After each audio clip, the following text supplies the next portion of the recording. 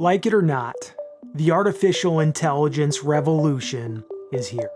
Now, some of these AI tools are scary, powerful, and could easily be abused by pastors to cut corners. So let me begin with the general principle that I think pastors need to have when thinking about AI. AI is a good assistant and a bad creator. Now, what do I mean by that? We should use AI for things that we would delegate to an assistant, helping come up with ideas when we're stuck, pulling up research, checking spelling and grammar, designing a graphic, data entry and analysis, reformatting things that you've created, and so on. But I would never allow AI to replace the work that only I can do. So when it comes to preaching, I don't want AI to write my sermon, just as I'd never ask an assistant to write it for me. That would be wrong, and I hope you agree with me on that one. Worse, even than asking another person to write a sermon, AI is not inspired by the Holy Spirit. It has never prayed before. It doesn't know your people in your church, and it could easily be programmed with bias on controversial subjects. So if you're looking for AI to do your job or write your sermon for you, knock it off. Stop that right now. But if you're looking for an assistant to save you time by taking the sermon that you've already worked on and repurposing it, this is where Pulpit AI shines. Now, Pulpit AI will chop your sermon into extremely useful content for social media posts, small group discussions, and more useful things. Now, full transparency, this is not a sponsored review, but when I asked them if I could review it, the creators at Pulpit AI did graciously give me a free trial of this service so that I could review it for you. But I have zero incentive to endorse them in any way. After a few weeks of use, these are my thoughts. When I uploaded my first sermon video, it took about 27 minutes to upload the video and roughly another 30 minutes to process it. Now, this should be expected with the large file size of videos, and it's going to vary based on your internet connection and the size of the video you're uploading. My video was nearly 4 gigabytes of data.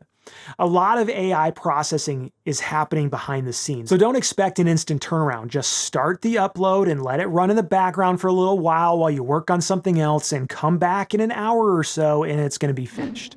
After the upload is ready, you'll see the video clip on the left side with 4 options below it. The summary tab will brilliantly summarize my sermon. It's concise and thorough, perhaps even better than summarizing it myself. It also gives chapter markers with timestamps, working almost like a sermon outline, and provides keywords with hashtags for when posting on social media. The points tab gives a brief summary, even giving the sermon an accurate title and listing the scripture used in the sermon and the stories that I told. The scripture tab lists the Bible verses in the sermon and even lists biblical stories I alluded to and where those stories are in the Bible. And then it also lists verses that could be relevant for additional study on the topic. That's incredible. The quotes section pulls direct quotes from the sermon that could be repurposed for social media or wherever you want it.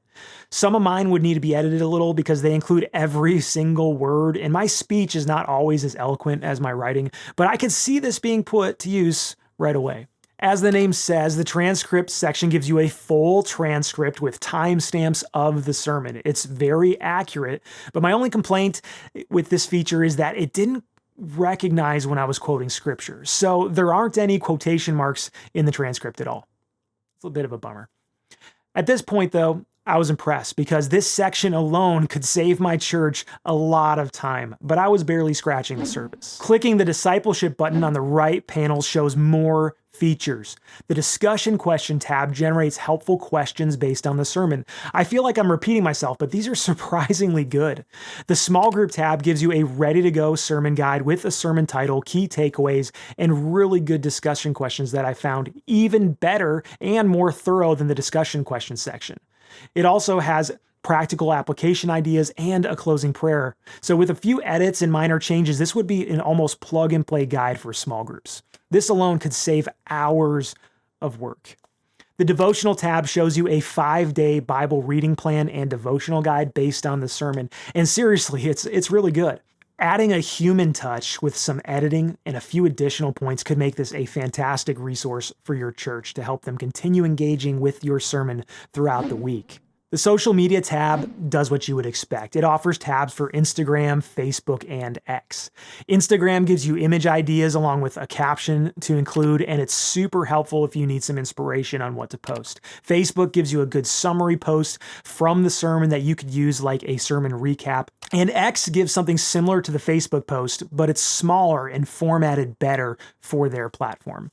Now, I'm not overwhelmed with these particular features, but if you pair it with the video clip feature that I'm about to talk about and the quotes feature that I already mentioned, Pulpit AI has generated more than enough ideas to be turned into some excellent social media posts.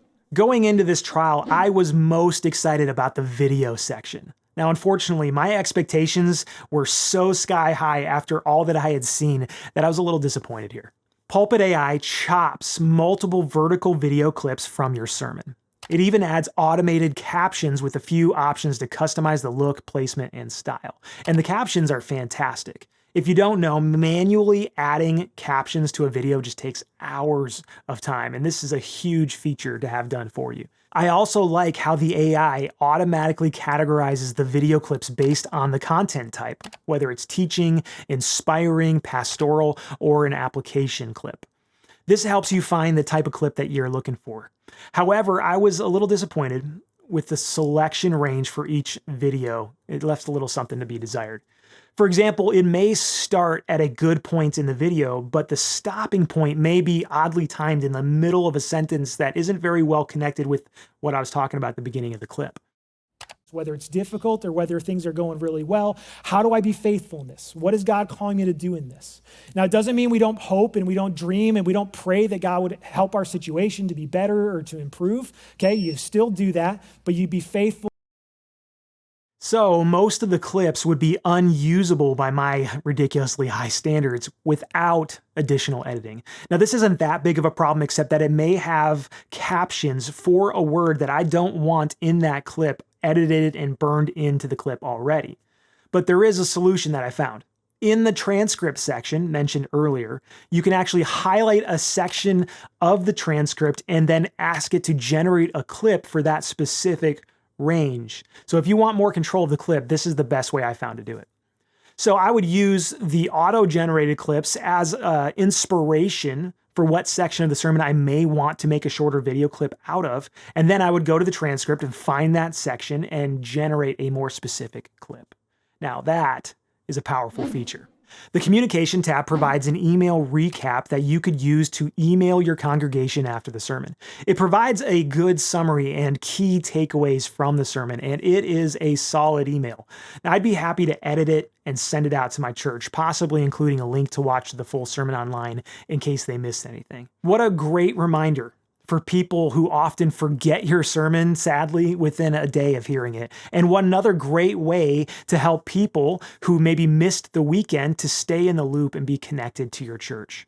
The blog post tab is also handy. If you have an article on your church website that you regularly post, or you want to repurpose the sermon for your own personal blog, this is a good starting point to get you going. I wouldn't use this as a copy and paste solution though, okay? A social media post might work like that because it's shorter and it's smaller, but a longer article written by AI just lacks personality. The information is good, but it needs a human touch. I didn't expect the coaching and feedback help from Pulpit AI that it gives you.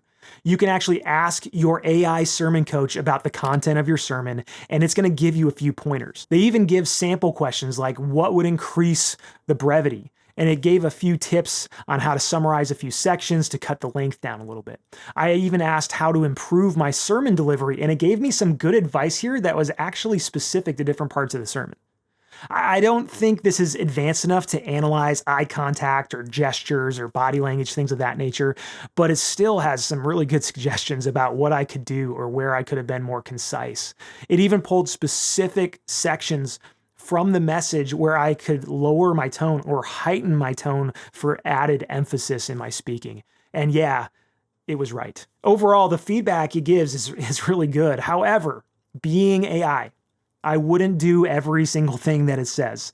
The best coaching is always going to come from a real life seasoned preacher or public speaker, but AI can provide some helpful information for you to consider. The iterate tab is also helpful if you're looking for ideas or things that you can build on the sermon. For example, I asked what question the sermon raised that could need further exploration, and it gave me a bunch of ideas that could spark future sermons, social media posts, articles, podcasts, or whatever else I would like to do to cover these topics. In addition, if you import a manuscript instead of a video, you even get other options and other features. The Get Feedback tab offers an outline of the sermon for you. The Illustration tab offers some good illustration ideas that could enhance your sermon if you're looking to just come up with some ideas, or maybe you got writer's block and you need just to kind of break through that and get some ideas going. The Application tab generates application ideas, and these are like challenges that you could do or set up for your church to practice applying the sermon. Now, I don't know how many of these would actually work in my specific church context, but it was really interesting to read some of the ideas, and many of them would actually be fantastic if you're in youth or children's ministry. However, the most powerful feature may be the Chat tab. You can ask Sermon AI questions about the content that might help you improve it, and this is nice to have just to access some tips and other things you may want to consider before finalizing your message. I could see this being useful just as another set of eyes and feedback on my sermon before I stand up and preach. Now, as always, I wouldn't take everything that is said as if it was a divine command from the Lord that you have to do, but it could help spark some good content ideas or some needed corrections before it's too late. So what does this cost? Pulpit AI currently offers 3 subscription tiers, $39 for 5 uploads a month, $59 for 10 uploads a month, and $129 for 25 uploads per month. If you use this weekly, it is cheaper than hiring somebody to transcribe your sermons, write the discussion questions for small groups, pull social media posts from your content, edit videos, and a whole lot of other things. You're still going to need somebody to be responsible for overseeing it and to edit whatever it is that it produces. I wouldn't just copy and paste this, but whoever does that is going to be far more effective and efficient and save a whole lot of time than if they were to have to do this from scratch by themselves. Pulpit AI is not perfect. For example, while the vertical video clips worked, I did experience a bug where the left side sermon panel video would not play for me. Maybe it wasn't supposed to, but it looked like it wanted to, and it just wouldn't when I clicked on it. It wasn't anything that got in my way, really, but hopefully this bug will be fixed in future updates. I've been a proponent of repurposing your sermons for over a decade now. I've long encouraged pastors to get everything that they can from their sermons that they put so much study and effort and time into. Like, milk it for all you got. If you've already created it, why not use it to its fullest extent? Pulpit AI is the best sermon repurposing tool that I have ever seen, hands down. I'm excited to see where it goes in the future, but don't just take my word for it. Go to pulpitai.com, sign up for a free upload trial, and let me know what you think.